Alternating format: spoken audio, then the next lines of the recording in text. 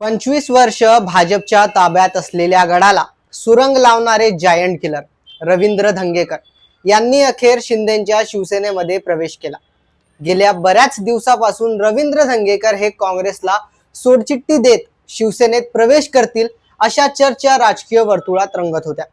रवींद्र धंगेकर यांनी उपमुख्यमंत्री एकनाथ शिंदे यांची घेतलेली भेट तसेच उदय सामंत यांनी थेट धंगेकर यांच्या घरी जाऊन साजरा केलेला धंगेकर यांच्या मुलाचा वाढदिवस, यामुळे अशा चर्चा रंगणे स्वाभाविकच होतं.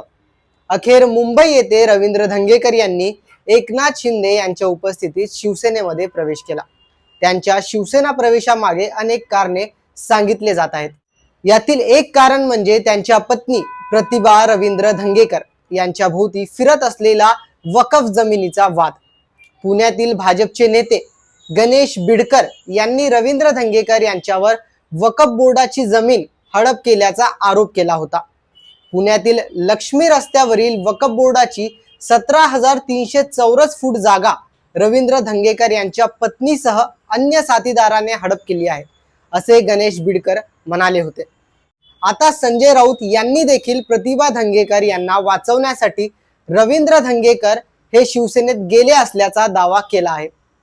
कसबा मतदारसंघात एक जागा आहे जी प्रतिभा धंगेकर आणि इतर पार्टनरच्या नावाने आहे. त्या जागेची किंमत 60 कोटी असून या जमिनीवरील बांधकाम अडवण्यात आले आहे. तसेच कामाची स्टॉप ऑर्डर काढण्यात आली आहे. त्यामुळे प्रतिभा धंगेकर यांच्यावर अटकेची टांगती तलवार निर्माण झाली आहे. यामुळे रवींद्र धंगेकर हे शिवसेनेत गेले आहे असा दावा संजय राऊत यांनी केलाय. तर दुसरीकडे मात्र रवींद्र धंगेकर यांनी सर्व आरोप फेटाळून लावलेत.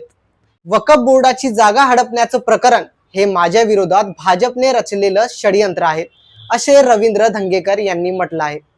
वकफ बोर्डाची जागा कर्ज काढून लिलावामार्फत विकत घेतली असल्याचे स्पष्टीकरण रवींद्र धंगेकर देतात. वकफ बोर्डाची जागा हडपण्याचा हा आरोप खरा की खोटा हे येणाऱ्या काळात ठरेलच. मात्र रवींद्र धंगेकर यांनी शिवसेनेत केलेल्या प्रवेशाने काँग्रेसला पुण्यात मोठा फटका मात्र बसला आहे.